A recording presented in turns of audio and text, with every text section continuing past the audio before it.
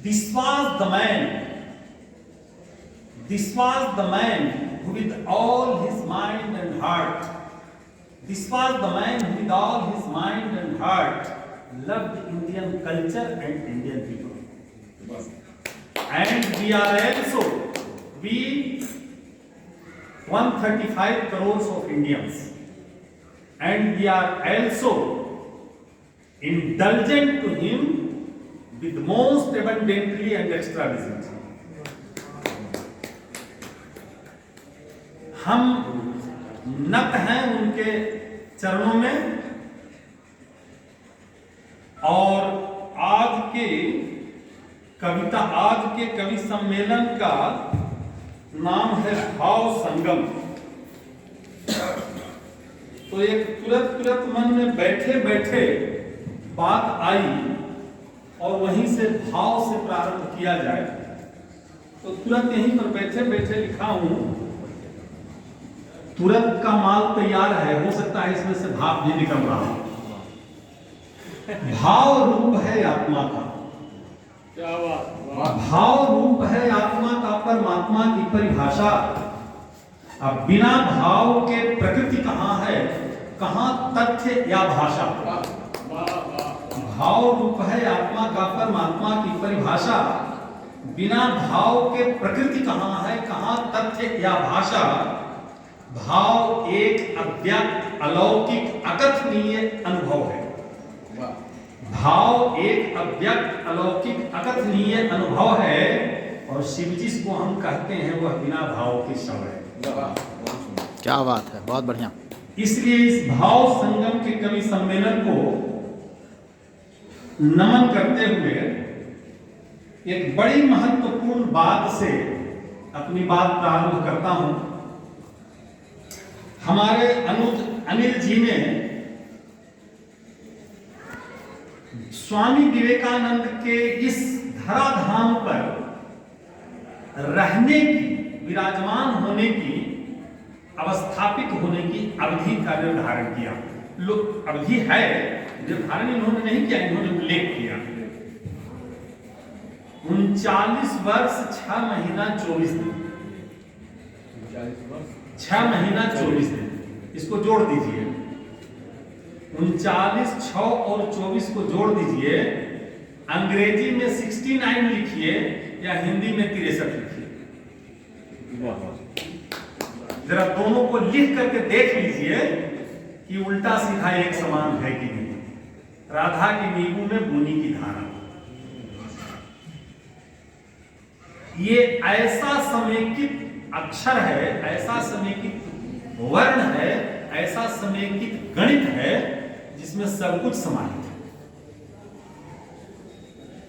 और एक दूसरी बात,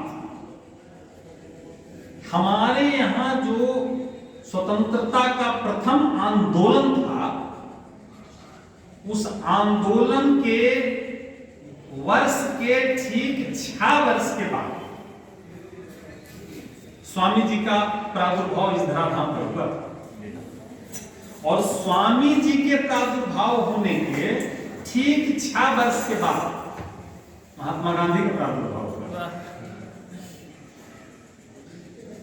57, 6, 63 और 63, 6, 1869 में। ये जरा समझ लीजिए। एक नन्ही सी बात से अपनी बात को आगे ले चलता हूं, शायद आपको अच्छा लगे, क्योंकि जो शेष है वो विशेष है। सार सार को कही रहे थोथा दे उड़ाए, तो कुछ नन्ही सी बात को रखता हूं। प्राकृत संख्याएं हमारे यहां 1 से 20 तक है। गणित में संपूर्ण विश्व में है 1 to 20। क्या ग्रेगोरियन कैलेंडर बनाने वाले बता सकते हैं कि उन्होंने 1 कहां से लाया है? What means by 2 and what represents 9? उनके यहां कंसेप्शन नहीं है। और ध्यान दीजिएगा, वहां उनकी वर्णमाला में जो अक्षर है डी पहले है, एम बाद में। डाइवोर्स पहले, मैरिज बाद। सही बात। वर्णमाला की कोई वैज्ञानिकता नहीं और प्राकृतिक संख्याओं की प्राकृतिकता की कोई वैज्ञानिकता नहीं, परंतु हम बता सकते हैं कि हमने प्राकृतिक संख्याओं का उदाहरण कहां से लिया है जो अनश्वर है, कभी नष्ट नहीं हो सकता। जैसे ईश्वर एक है, दूज का चांद, 3 लोक, 4 फल अर्थधर्म काम,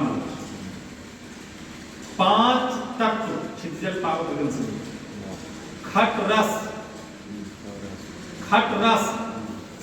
रस 6 है, सप्त स्वर, विमल वाणी ने बीना ली, सप्त स्वर सप्त सिंधु में उठे छिरातक मधुर शाम संगीत, जय शंकर प्रसाद। सप्त स्वर, 8 याम, कोई नष्ट होने वाला है क्या? 9 ग्रह, 10 अवतार, 11 रुद्र, 12 सूर्य, 12 आदित्य।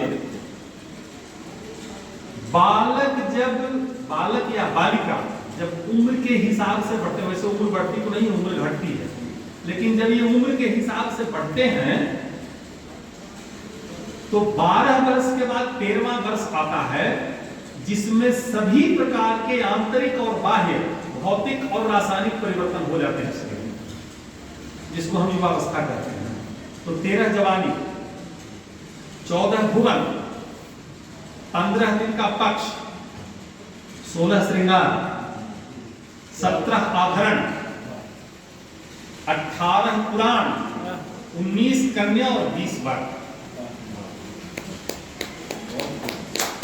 ये हमारी प्राकृतिक गणितीय गणना की अनश्वर वैज्ञानिकता।